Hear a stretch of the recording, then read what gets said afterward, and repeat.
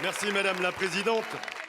Monsieur le ministre de l'Intérieur, creuser près de 300 km de tunnels sous 5 massifs alpins entre Lyon et Turin, exhumer des millions de mètres cubes de roches de toute nature, siphonner chaque année plus d'1 million de mètres cubes d'eau potable que recèlent les nappes phréatiques profondes, ravager 1200 hectares de précieuses terres agricoles, défigurer à jamais les fragiles paysages et écosystèmes de la Maurienne et au-delà, y recracher des milliers de mètres cubes de béton, démanteler et privatiser les ouvrages ferroviaires existants afin de les neutraliser et pour masquer l'alternative vertueuse qu'ils constituent face à ce titanesque ravage.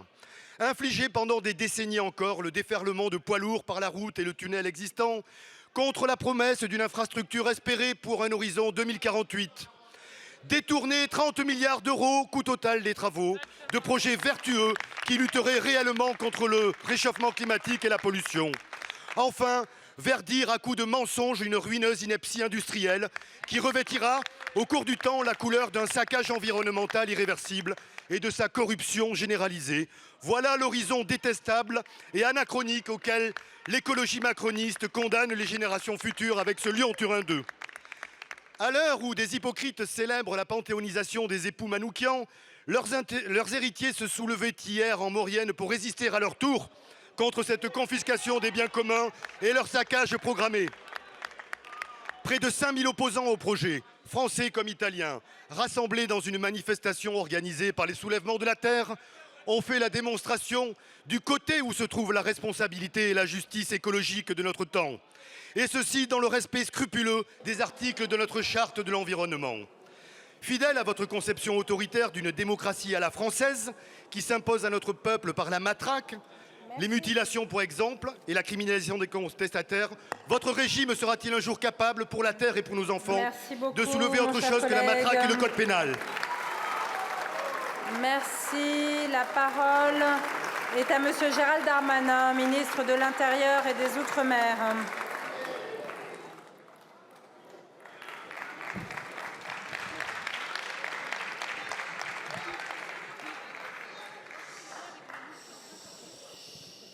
Madame la Présidente, Mesdames et Messieurs les députés, Monsieur le député, vous m'interrogez finalement sur l'opportunité de réaliser l'architecture magnifique que sera sans doute le Lyon-Turin. Mon opinion ne vous importe peu, mais peut-être que vous pourriez demander à Monsieur Mélenchon, qui était ministre du gouvernement Jospin, lorsque ce gouvernement a décidé la construction de cet ouvrage. Monsieur le député, non mais Monsieur Mélenchon était ministre de Monsieur Jospin, je vous le rappelle, Madame Chiguerou. Allez, s'il vous plaît, on écoute le ministre, s'il vous plaît. Monsieur Jospin, c'est pas une insulte, hein, Monsieur Jospin, c'est quelqu'un de tout à fait estimable. Monsieur le député, j'ai envie de vous demander si vous trouvez normal que des parlementaires manifestent lorsque le préfet interdit une manifestation et que la justice confirme cette interdiction. Monsieur le député, j'ai envie de demander si votre groupe politique trouve normal que nous puissions saisir plus de 350 armes destinées à tuer à la veille de cette manifestation où votre président de groupe s'est rendu.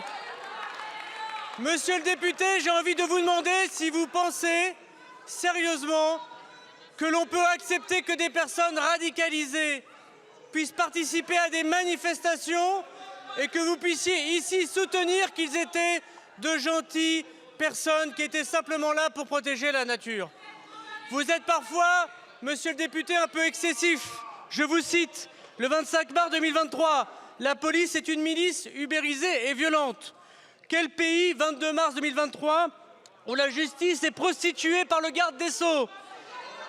Ce sont vos propos. L'instrumentalisation pour élever le niveau de violence autour d'un trou, sans CRS autour. Les manifestants seront-ils tombés dedans? Dictature macroniste impardonnable. Merci, monsieur un le dispositif ministre. militaire conçu pour terrifier le risque. Monsieur le ministre. Monsieur le député, soutenez les policiers, pas